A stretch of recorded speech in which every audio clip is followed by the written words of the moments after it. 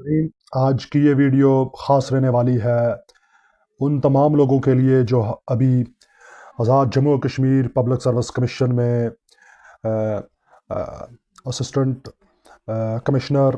اور S O کے امتحانات دینے جا رہے ہیں۔ تو آج ہم اردو کے جو 2 پیپرز ہیں ان کے حوالے سے بات کریں گے۔ اس سے قبل بھی ایک سیشن میں اس پہ تفصیل سے بحث ہوئی ہے، تو آج میں نے سوچا چونکہ اس کی ضرورت ہے تو اس لیے اس موضوع پر آج بات کی جائے گی۔ بنیادی طور پر جو ہمارا اس کا section officer, assistant commissioner, project manager اور ڈی ای او کا جو سلیبس ہے وہ ملتا جلتا سا ہے، لیکن اس کے 2 پیپر ہوتے ہیں، جس میں پیپر سب سے جو پہلا پیپر ہے وہ پیپر الف ہے، جس میں ایک مضمون لکھنا ہوتا ہے۔ کچھ اس طرح سے ہوتا ہے، دیے گئے 4 عنوانات میں سے کسی ایک موضوع پر مضمون لکھیں۔ اس کے کل نمبر جو ہے وہ 50 کے قریب نمبر دیے ہوتے ہیں، اور جو الفاظ کی تعداد ہے وہ انہوں نے بتائی ہوتی ہے کہ 600 کے قریب جو الفاظ ان پر مشتمل یہ مضمون لکھنا ہے۔ اب اکثر لوگ ہم سے یہ سوال کرتے ہیں کہ یہ مضمون کیسے لکھا جائے، تو اس پہ ہم اس ویڈیو کے دوسرے حصے میں تفصیل سے بات کریں گے۔ اور دوسرا پرچہ جو ہے وہ براہ راست اردو گرامر و ادب، یعنی یہ پرچہ ہے جس میں اردو گرامر بھی شامل ہے، اردو ادب بھی شامل ہوتا ہے۔ سوال اس میں کچھ اس طرح سے ہوتے ہیں، ایک سوال جو پہلا سوال ہوتا ہے، دیے گئے اقتباس کی تلخیص اور موضوع عنوان دینا ہوتا ہے۔ 25 نمبر کا یہ سوال ہوتا ہے جس میں ایک اقتباس دیا ہوتا ہے، اس کی آپ نے تلخیص کرنی ہوتی ہے۔ دوسرا سوال جو ہے وہ اردو ادب کے متعلق سوالات ہوتے ہیں، ذیلی سوالات ہوتے ہیں، جس میں 3 سوالات ہوتے ہیں، 2 حل کرنے پڑتے ہیں اور 30 نمبر کا یہ حصہ ہوتا ہے۔ تیسرا سوال شاعری کی تشریح ہوتی ہے، دیے گئے 4 میں سے 3 اجزاء حل کرنے ہوتے ہیں، 15 نمبر کا یہ حصہ ہوتا ہے۔ سوال نمبر 4 خط لکھنا ہوتا ہے۔ سوال نمبر 5 محاورات کو جملوں میں استعمال کرنا ہوتا ہے، اور سوال نمبر 6 غلط جملوں کو درست کرنا پڑتا ہے۔ یہ 5 نمبر کا ہوتا ہے۔ اب سوال سب سے پہلے ہمارا جو جس طرح بات ہوئی تھی کہ جو پہلا پیپر ہے وہ مضمون 50 نمبر کا، جو کہ 600 الفاظ پر مشتمل مضمون ہم نے لکھنا ہوتا ہے۔ مضمون لکھنے سے پہلے جب آپ پیپر میں جائیں، سب سے پہلے آپ مضمون کو دیکھیں۔ کسی بھی قسم کا جو ہے وہ پینک ہونے کی ضرورت نہیں ہے بالکل، چونکہ وہاں پہ آپ کو انتخاب کرنا ہوتا ہے۔ جو 4 عنوانات ہیں ان میں سے آپ نے ان میں سے کسی ایک کا انتخاب کرنا ہے، تو بہت سوچ سمجھ کر اس کا انتخاب کریں۔ پھر پیپر کے آخر پر ایک صفحہ جو ہے وہ خالی چھوڑ دیں۔ اب اس خالی صفحے کا آپ نے استعمال کیسے کرنا ہے کہ اس میں سب سے پہلے مضمون کا تعارف دیکھیں آپ، پھر اس کی جو آؤٹ لائنز، جس کو آپ آؤٹ لائنز کہیں گے، وہ بنائیں، ہیڈنگز، اور جس کو میں نے لکھا ہوا ہے ذیلی زمروں میں تقسیم کریں، اور زمروں میں تقسیم کریں، عنوانات دیں، اور منطقی ترتیب کا خیال رکھیں۔ یعنی مضمون میں ایک خاص ترتیب ہوتی ہے، مثلا پہلے موضوع کا تعارف کروایا جاتا ہے، پھر اس موضوع پر جو ہے وہ کچھ دلائل سے بات کی جاتی ہے، اگر کوئی مسئلہ ہے تو اس کے جو ہے مسائل، اس کی وجہ سے پیدا ہونے والی جو مشکلات ہیں ان کا تذکرہ ہوتا ہے، اور پھر اس کے حل کے لیے تجاویز دی جاتی ہے۔ تو یہ ایک منطقی ترتیب ہے۔ عملی طور پر مضمون اب ذرا ہم دیکھ لیتے ہیں۔ 2007 کے امتحان میں آنے والے مضامین: موجودہ صوبائی تعصب، بے چینی اور انتشار میں قومی یکجہتی کی اہمیت، مادہ پرستی کا بڑھتا ہوا رجحان اور فرد کی ذمہ داریاں، موجودہ تعلیمی معیار اور گرتی ہوئی اخلاقی قدریں، اسباب، محرکات اور اصلاح کی تجاویز، احساس مروت کو کچل دیتے ہیں آلات۔ کیا زبردست یہ آخری مصرع انہوں نے دیا ہوا ہے۔ اچھا، اکثر جو طالب علم یا اکثر جو کینڈیڈیٹ جو جہاں پہ وہ کنفیوژن کا شکار ہوتے ہیں، وہ یہ کہ جب انہیں کوئی کسی شعر کا مصرع اٹھا کر دیا ہوتا ہے تو وہ بڑے پریشان ہو جاتے ہیں۔ مثلا کسی پیپر میں اس طرح کا سوال بھی آیا ہوا تھا کہ ہے جرم ضعیفی کی سزا مرگ مفاجات، تو وہاں پہ جو کینڈیڈیٹس تھے وہ پریشان ہو کے پتہ نہیں اس پہ کیا لکھنا ہے۔ تو اسی طرح یہاں بھی احساس مروت کو کچل دیتے ہیں آلات۔ تو مشینی زندگی کے بارے میں آپ نے بات کرنی ہے کہ کس طرح مشینی زندگی نے انسانوں پر اثر ڈالا ہے، وہ جسمانی سطح پر، اس کے روزمرہ کے معمولات پر وغیرہ، اس پہ ہم بات کریں گے ساتھ ساتھ۔ تو اگر کوئی ایسا آپ کو مطلب مصرع آ جاتا ہے، آپ نے اس کے سلسلے میں یہ کرنا ہے کہ اس کو اس کا مین موضوع دیکھنا ہے کہ اس مصرعے کا موضوع کیا، اسی موضوع پہ آپ نے مضمون لکھنا ہے. جس طرح کہ یہاں پہ مشینی زندگی، جدید ٹیکنالوجی کے انسانی زندگی پر جو اثرات کس طرح مرتب ہوئے ہیں اس پر آپ نے بات کرنی ہے. سوری. اچھا،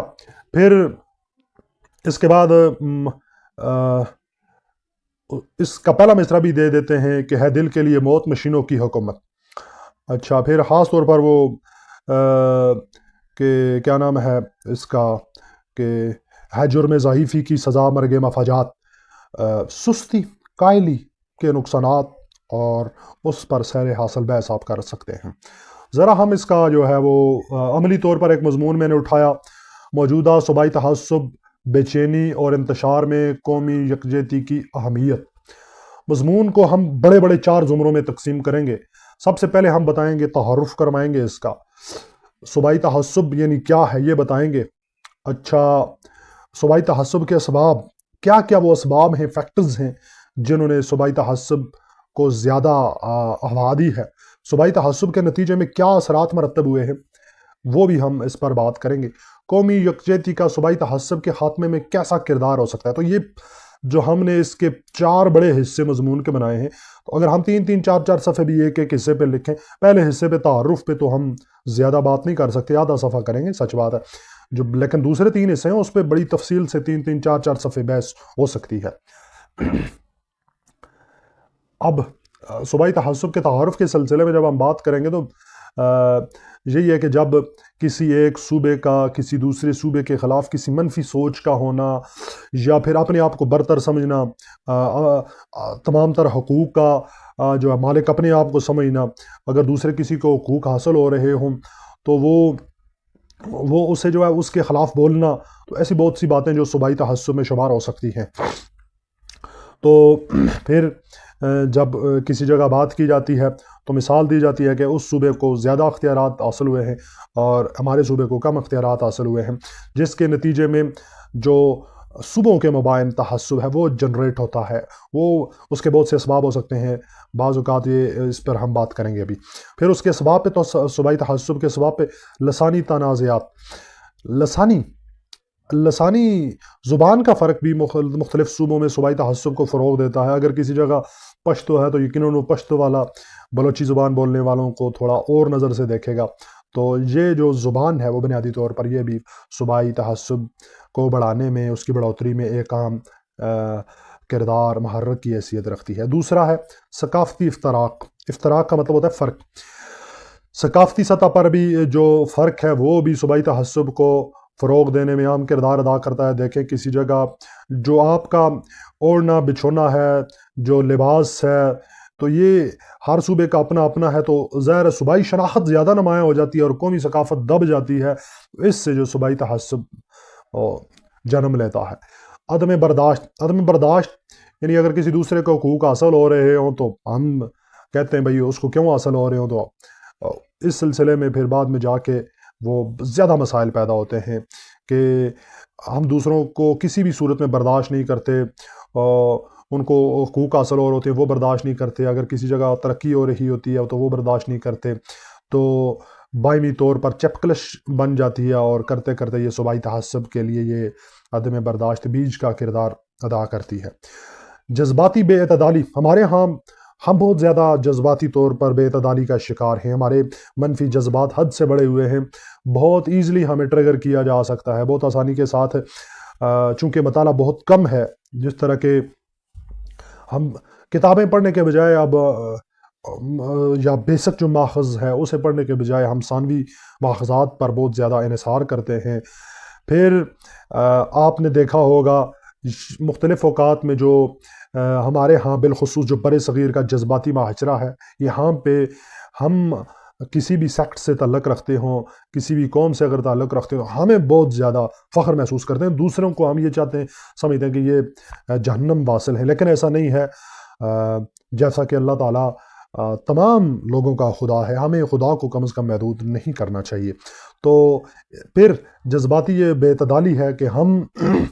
دوسروں کے دلائل کو بالکل برداشت نہیں کر سکتے. اگر کوئی جائز تنقید کر رہا ہے اس کو بھی برداشت نہیں کر سکتے،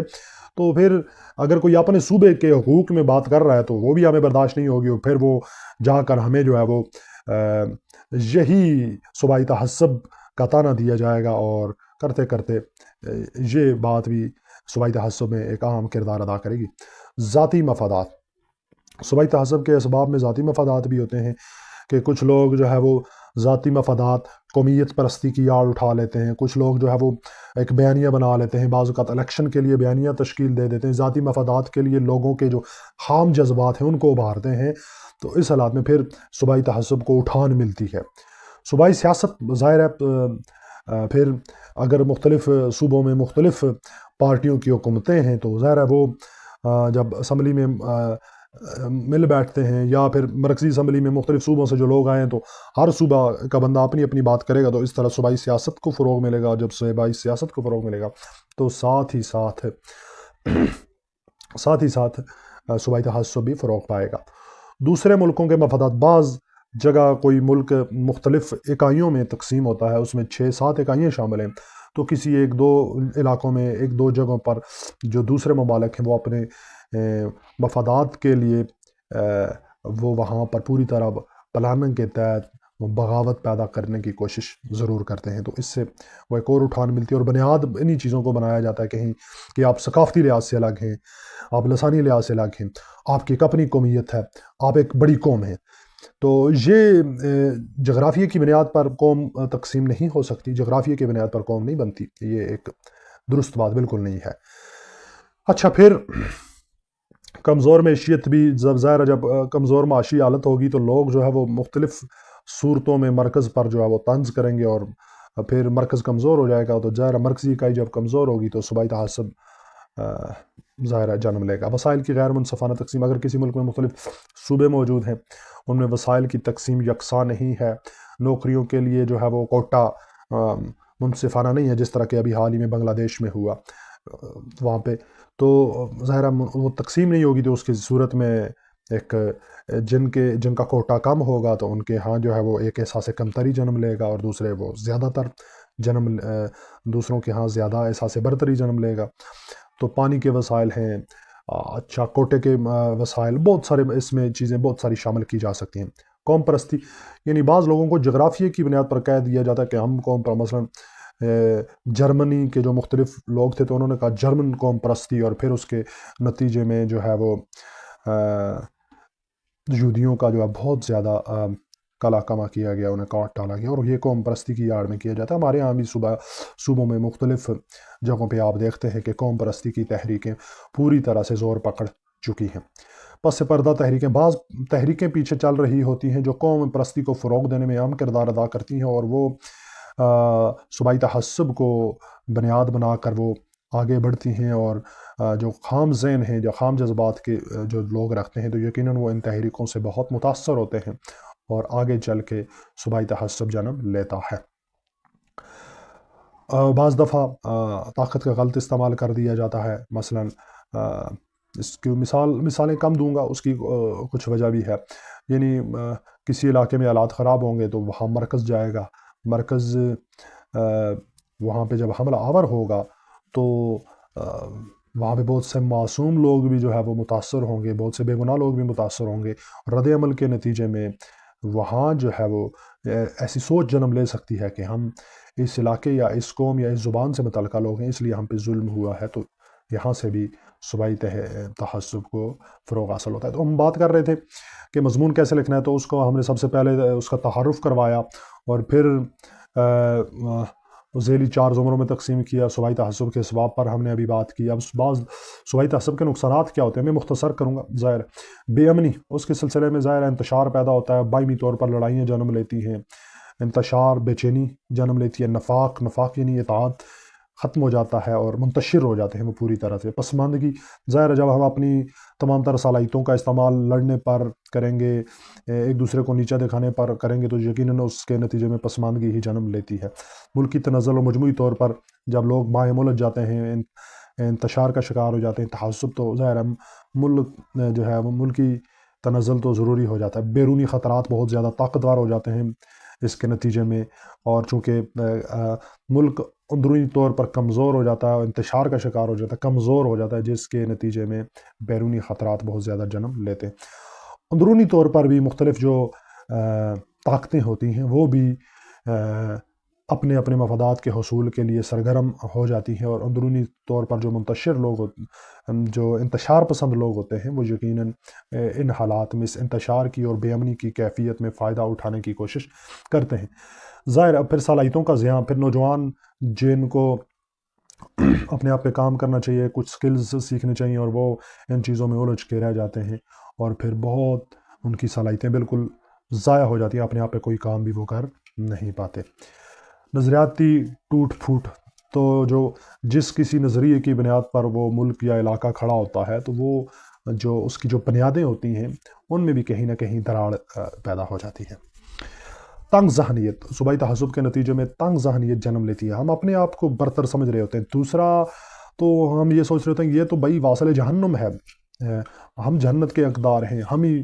بہتری کے حقدار ہیں، ہم سب سے اچھے ہیں، ہماری زبان سب سے اچھی ہے، ہماری ثقافت سب سے اچھی ہے۔